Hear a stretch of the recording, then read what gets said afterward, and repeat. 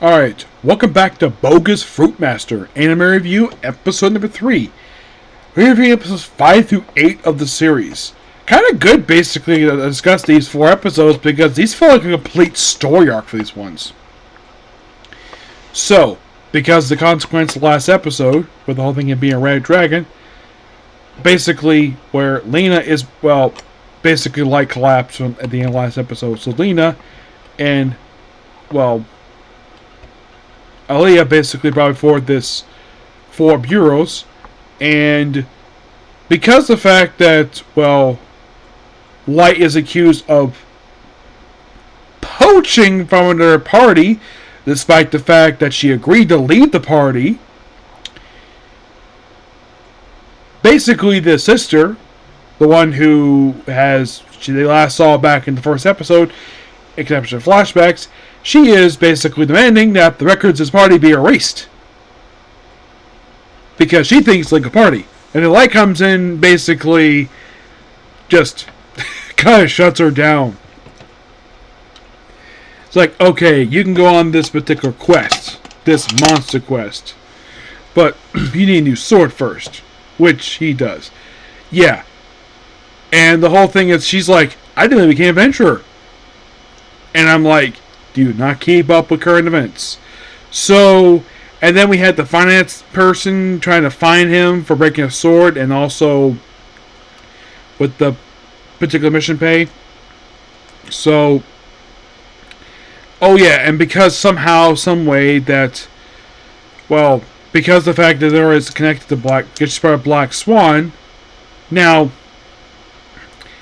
yeah, the sister herself, she's not a very nice person, so do a monster quest. It looks like they're going there right away, so they gotta get Light a new sword first. So they go to her town and forge. Before Lena goes into her town and does her own side quest.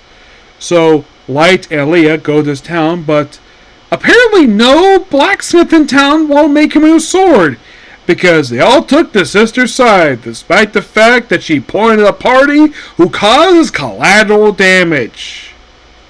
And oh yeah, by the way, they brought back Gallus in this in episode 5. First time he's brought up since episode 2.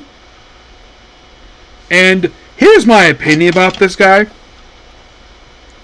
Okay, if I was running this guild and I found the fact that he was causing collateral damage, I would probably have him arrested for property damage. Have him arrested, and like, oh, he's like, don't arrest him. Like, I don't freaking give a damn. He's going to jail for what he did. He destroyed private property. And he destroyed a freaking reservoir. He's going to jail. If this isn't like it, I don't care. Also, I'm disbanding Sacred. That's how I would do if I was the guild master in this particular place. And like, if this wants one other party again, you want to use this party again? Like, this party, the name of a party? Pick adventurers who won't cause collateral damage and cost us guild money.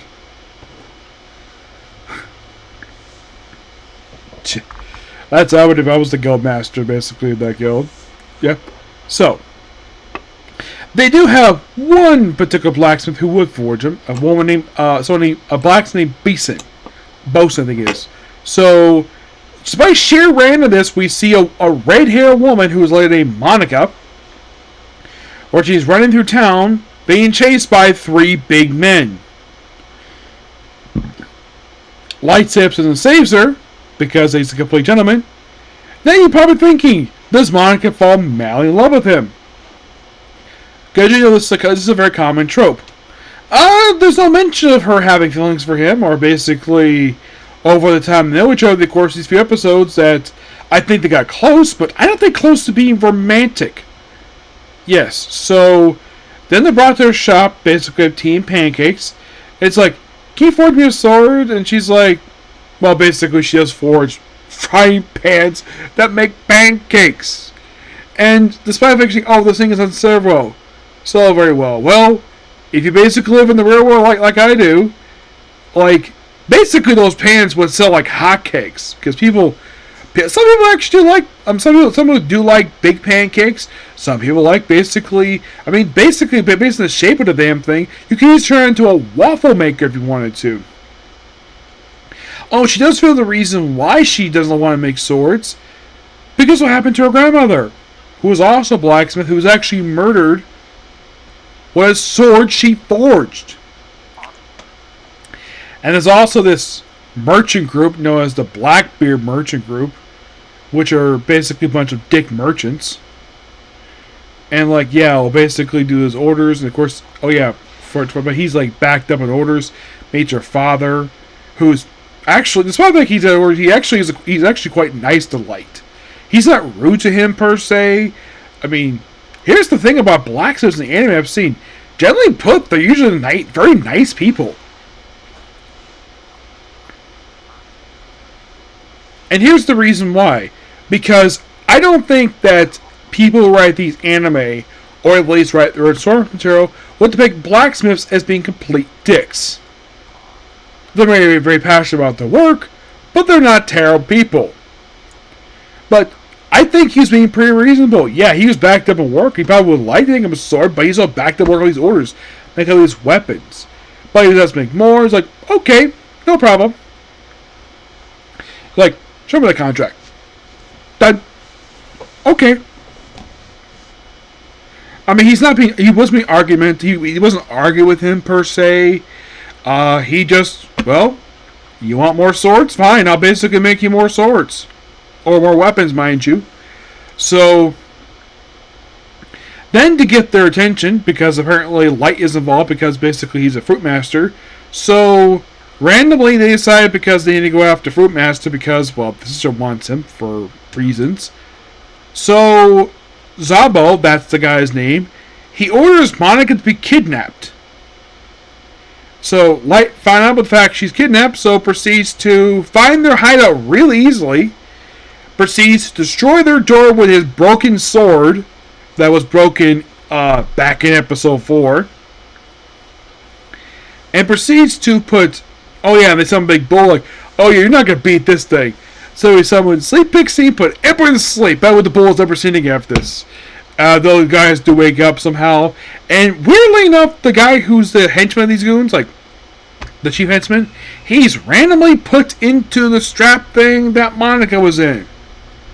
And according to this boss, I found you like that. I'm sure he probably did it himself. I'm surprised basically he dropped things on his face for basically sleeping. Monica saves his Embo basically. It's let's be a massive dick to Light by basically launching a duel with him, throwing these lightning balls at him, forming basically a lightning lion. And of course, Light losing a broken. By the way, also the blacksmith or the blacksmith group, they're taken hostage. Looking up, Monica basically was not technically there, so she and Leah basically managed to use a pair of, get this, garden scissors that she had forged for Light to cut through chains. I'm like, that is interesting. I do like that. So they break through the chains, and of course, basically they take control of the shop. Of course, she gets inspired to make a sword for Light, which she does. Gives it Light, battles Xenos, and basically he defeats him. Light, of course, basically is just barely standing afterwards. And then all of a sudden, basically, the guy's henchmen try to show up because first of all, don't interfere. Then after the battle's over with him, they try to interfere, and then all of a sudden, the head of the security bureau shows up, a man named Tigerbeard. It's somebody delayed basically this incident reported. My guess is probably the sister. She probably interfered. So this whole merchant group is immediately arrested. And of course, Light's group is thankful for basically bringing them in. And of course, basically to get some special food afterwards. And we have we have a big celebration afterwards. And of course, they're informed by Leah where she's arrived at the town she's basically at, looking for a necromancer that they made back episode 4, which leads into basically, I think, the last arc of the season. But these 4 episodes overall were really good. I enjoyed every one of them. Oh yeah, by the way, their hideout, the underground arena. For a place something called the Underground Arena, it does not look like an arena. It looks like some. Oh yeah, it like there's no for a place called this. Like there's no event going on here. Just guys standing around with Monica being chained up like she's basically Padme Amidala from, of all things, Star Wars: Attack of the Clones. Oh yeah, and the beaten by being knocked unconscious. Oh yeah, and the big bull, never seen again. I'm like, what was the purpose of bringing this creature in and then do nothing with him? Yeah, I thought that was kind of weird. And I'm suspecting someone was to interfere with the Security Bureau. And it's implied Zembo basically may have had something to do with basically the interference, but I'm thinking it's implied, but it's not stated per se. But I do like the ending of this one. And of course, basically, we would delay a next episode. But otherwise, though, fantastic episode. Love them. Okay, so that's pretty much it for the video. Please be sure to like, comment, subscribe, turn notifications. Next up, we have a Comic Corner. And it's a Comic Corner I really wanted to do the last few days, but I usually have had no time or my battery charged on my phone, but my battery's like mostly charged. Go to this review next, okay? Coming next, okay? Bye.